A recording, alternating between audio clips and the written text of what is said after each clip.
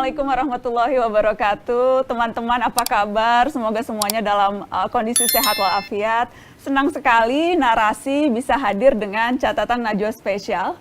Kenapa spesial? Karena hari ini kita akan berdiskusi, bertukar pikiran untuk saling menyejukkan hati, memakmurkan hati. Tapi karena catatan Najwa hari ini juga spesial dengan topik dan pembahasan yang juga khusus, saya mau memperkenalkan siapa tamu yang ada di samping saya. Ada Abi Quraish Shihab. Abiku. Apa kabar? Baik, alhamdulillah. Abi sehat. Alhamdulillah. Dan yang di samping Abi sebetulnya perlu diperkenalkan lagi nggak ya? Karena sudah terlalu terkenal ini. Ada Gus Baha. Assalamualaikum Gus. Assalamualaikum warahmatullahi wabarakatuh. Sehat-sehat Gus. Alhamdulillah. Terima kasih banyak sudah bersedia hadir silaturahmi. Senang banget bisa kumpul lagi sama Gus Baha di rumah Abi. Ya, sama-sama. Abiku dan Gus Baha, kita mau memulai dulu diskusi ini. Menjelang Ramadan, tapi peristiwa belum lama ini ada beberapa peristiwa yang rasanya membuat pilu. Bom bunuh diri, kemudian juga ada penyerangan di Mabes Polri. Dan pelakunya, Abiku, pelakunya itu menuliskan surat wasiat. Yang di surat itu menyatakan mereka melakukan itu atas nama jihad. Spesifik ditulis bahwa menurut mereka tingkatan ibadah tertinggi inilah yang bisa mereka lakukan. Tauhid, sholat, kemudian jihad. Nana ingin tahu bagaimana Abi dan Gus Baha melihat itu. Baik, bismillahirrahmanirrahim. Abi terus terang tidak ingin berkata bahwa salat jihad yang tertinggi. Tapi yang tertinggi itu adalah syahadat alla ilaha illallah. Itu yang tertinggi. Dan semua kegiatan, apapun kegiatan itu, kecil atau besar, harus dikaitkan dengan la ilaha illallah, harus sejalan dengan tuntunan la ilaha illallah. Jadi kalau ada satu kegiatan, boleh jadi kegiatannya dinilai sebagai kegiatan jihad atau apalah, tetapi tidak sesuai dengan prinsip-prinsip yang ditetapkan Allah, maka itu bukan suatu, jangankan memiliki nilai tertinggi, itu bukan suatu aktivitas yang direstui oleh agama. Nah, memang selama ini banyak kesalahpahaman tentang jihad. Jihad itu menggunakan seluruh daya untuk mencapai sesuatu yang luhur. Nah, jadi jihad bukan hanya dalam bentuk perang.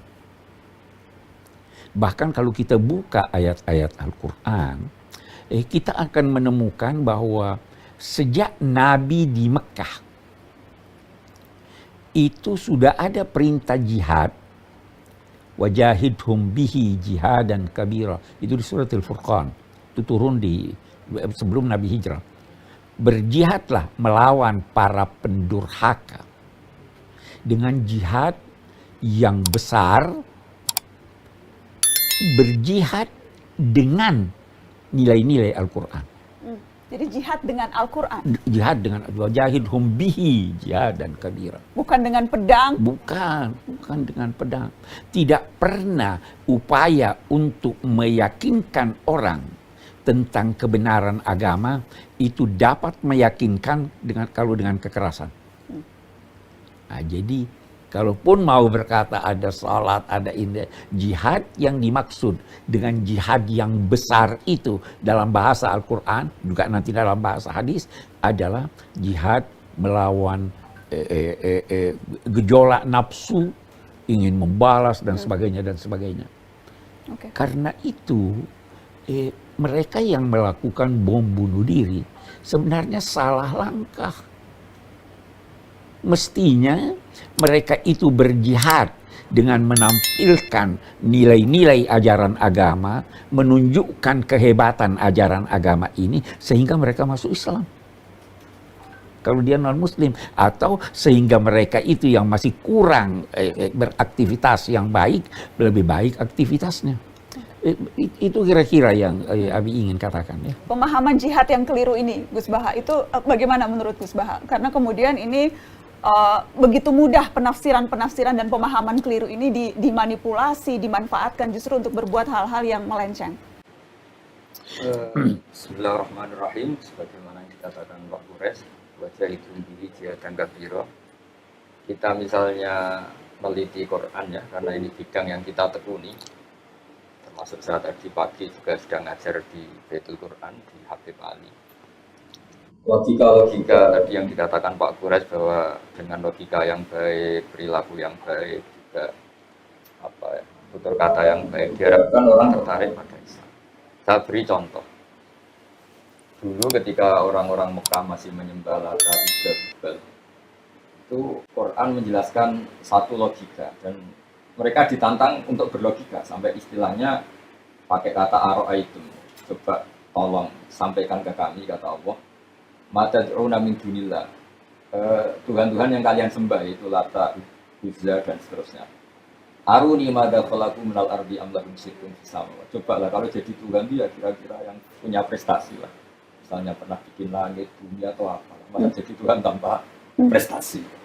Sehingga orang-orang kafir mulai berpikir.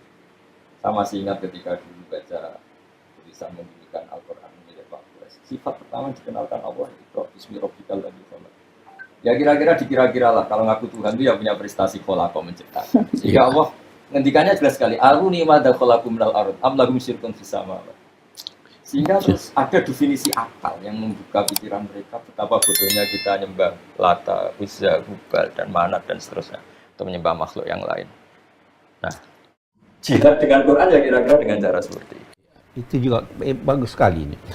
Tapi ingin katakan sebenarnya kesalahan memberikan penjelasan tentang arti jihad itu bisa jadi dilakukan oleh orang-orang dengan maksud baik, tetapi tidak paham. Saya ingin beri contoh dalam terjemahan Al-Quran.